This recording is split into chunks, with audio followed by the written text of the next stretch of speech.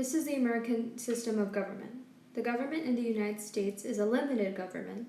The American system of government is federal in form. This is what Congress cannot do. They cannot create a public school system. They cannot require all people to attend church.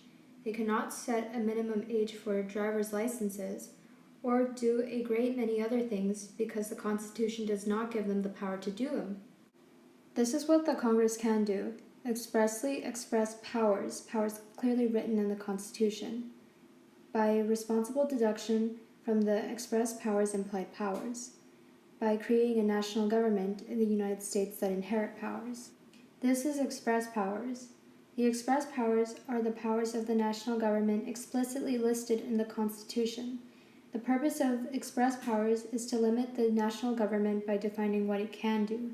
These powers are also called delegated or enumerated powers. This is implied powers. They're powers of the federal government that are not explicitly named in the Constitution, but are implied so that the federal government can carry out its enumerated powers.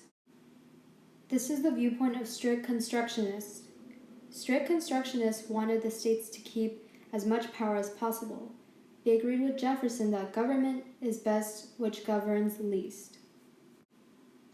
The liberals were for a broad construction of the powers given to Congress. They believed that the government needed to be an energetic government, Hamilton stated.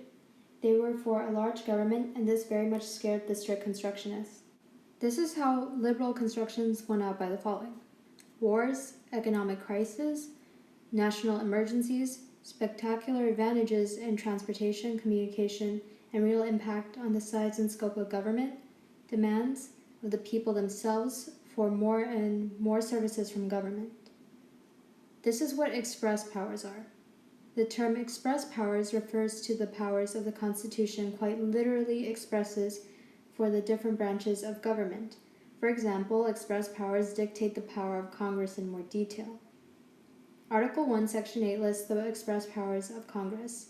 Clause 3 gives to Congress the power to regulate commerce with foreign nations and among the several states and with the Indian tribes. This is power to tax. Article 1, Section 8, Clause 1 gives Congress the power to lay and collect taxes. Over 90% of the money will come from the various taxes levied from Congress. This is limitation tax. Congress may only tax for public congress, not for private benefit. Congress may not tax exports. Direct taxes must be appropriated among the states according to their populations. This is indirect tax. An indirect tax is imposed on one person or group, like manufacturers, then shifted to a different payer, usually the consumer. This is power to borrow. Power to borrow is the amount of money that a person, company, or government can borrow at a particular time based on their financial situation. This is commons power. Commons power is the power to control or maintain, prescribe the rule by which commons is to be governed. This is implied powers. Implied powers are political powers granted to the United States government that aren't explicitly stated in the Constitution. Most of what the federal government does, as the result of legislation passed by Congress in the exercise of both express and implied powers. This is what limits the commons power. The commons power is not unlimited. It too must be used in accord with all other provisions in the Constitution. For example, Congress could not say that only companies that employ only native-born citizens can do business in more than one state. This is the constitutional limitations to the comprehensive powers. Number 1, forbids Congress the power to tax exports. Second, prevents Congress from favoring the ports of one state over those of any other in the regulation of trade. Third, forbids Congress to require that vessels bound to or from one state be obliged to enter, clear, or pay duties in another. This is currency power. The power of the currency is to establish and regulate a monetary system, or print money. This is what one of the most important tasks for the federal government is. It is to provide the nation with a stable monetary system. Bankruptcy is a legal proceeding carried out to allow individuals or businesses freedom from their debts while simultaneously providing creditors an opportunity for payment. Bankruptcy is handled in federal courts, and rules are outlined in the U.S. Bankruptcy Code. Both states and federal government can regulate bankruptcy. The national government has greater powers in the field of foreign affairs than it has in any other. Congress shares power in this field with the President. This is the war powers of Congress. Number 1, from various express powers, including especially the several war powers and the power to regulate foreign commerce. The second is from the fact that the United States is a sovereign state in the world community. This is what power Congress has in regards to military: power to raise and support armies, to provide and maintain a navy, has the power to make rules pertaining to the governing of land and naval forces, has the power to provide for the calling forth of the militia, and for the organizing, arming, and disciplining of it. This is the War Power Resolution of 1973. Also known as the War Powers Act, is a congressional resolution designed to limit the U.S. President's ability to initiate or escalate military actions abroad. This is what Congress does in regards to immigration and naturalization. It makes laws on immigration and naturalization.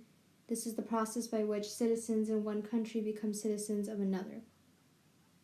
This is postal power. It's having the exclusive power to establish post offices and post roads and the authority to protect the mail and ensure quick and efficient distribution. Also has the power to prevent the use of mail or fraud. This is what Congress can do in regards to weight and measurements. Congress has absolutely necessary power to establish unified or fix the standards of weights and measures throughout the United States. This is what Congress can do in regards to judicial powers. It can pass legislation to attempt to limit the court's power by changing the court's jurisdiction, by modifying the impact of a court decision after it has been made, or by amending the Constitution in relation to the court. This is what copyright is. It is an exclusive right to an author to reproduce, publish, and sell his or her creative work. That right may be assigned, transferred by contract to another, as to the publishing firm by mutual agreement between the author and other party. This is what patents are. A patent is a right granted to an inventor by the federal government that permits the inventor to exclude others from making, selling, or using the invention for a period of time. This is the powers over territories and other areas of Congress. The Congress shall have power to dispose and make all needful rules and regulations respecting the territory or other property belonging to the United States. This is eminent domain. It refers to the power of the government to take private property and convert it into public use. An example is Chavez Ravine, which is now the Dodger Stadium. This is the necessary and proper clause. It enables Congress to pass special laws to require other departments of the government to prosecute particular claims, whether asserted by the government itself or by private persons. This is how a strict constructionist like Thomas Jefferson viewed implied powers. Jefferson was a strict constructionist and anti-federalist. Believed on implied powers was based on those powers expressly granted to it by the Constitution. Those powers are absolutely necessary to carry out those expressed powers. Now, this is how Hamilton, a liberal constructionist, viewed implied powers. Believed that Congress had the power to do anything that was reasonably related to the exercise of the expressed powers. Strict constructionists were afraid that this position would give the government unlimited authority. Reason and practical necessity carried the day for Hamilton and the National Bank. This is the significance of the McCulloch versus Maryland 1819. Maryland, that Congress had the authority to establish a federal bank and that the financial situation could not be taxed by the states. But the decision made a much larger significance because it helped establish the Constitution, gave Congress powers that weren't explicitly spelled out in the document. This is where implied powers must be drawn from. Implied powers must be drawn by express powers. And the four express powers of Congress are taxing, borrowing, currency, and commerce powers. And how these four express powers can give Congress implied powers to pass laws is commerce power allows Congress to make laws that regulate manufacturing, labor relations, wage and work hours, food and drug safety. Congress has the power to tax and raise taxes to provide spending money, appropriates, assigns money for use of programs such as Social Security, education. War powers give Congress the responsibility of protection of this country against aggression and the power to institute compulsory military service. This is what Congress can do in regards to constitutional amendments. Congress may propose an amendment to the Constitution by a 2/3 vote in each House. And here's a scenario where the House of Representatives had to elect the President of the United States. The House of Representatives may be called on to elect a president. If no candidate receives a majority of the electoral votes for the president, which is 270, the House of Representatives voting each state must decide the issue. In that situation, it must choose from among the 3 highest contenders in the Electoral College balloting. Each state has but 1 vote to cast, and a majority of the states is necessary for election. Here's a scenario where the Senate must choose a vice president. Similarly, the Senate must choose a vice president when no candidate wins a majority of the electoral votes for that office. In that situation, the vote is not by states but by individual senators, with a majority of the full Senate necessary for election. This is what the 25th Amendment allows Congress to do in regards to the vice president. The 25th Amendment provides for the filling of a vacancy of the vice president. And this is how the president and other civil officers can be removed from office. President, vice president, and all civil officers in the United States may be removed from office and impeachment for the conviction of treason, bribery, other high crimes, and misdemeanors. This is the responsibility of the House of Representatives. The House has the sole power to impeach and bring charges, and this is the responsibility of the Senate. The Senate has the sole power to confirm those of the President's appointments that require consent and to provide advance and consent to ratify treaties. And the House has the sole power to impeach or bring charges.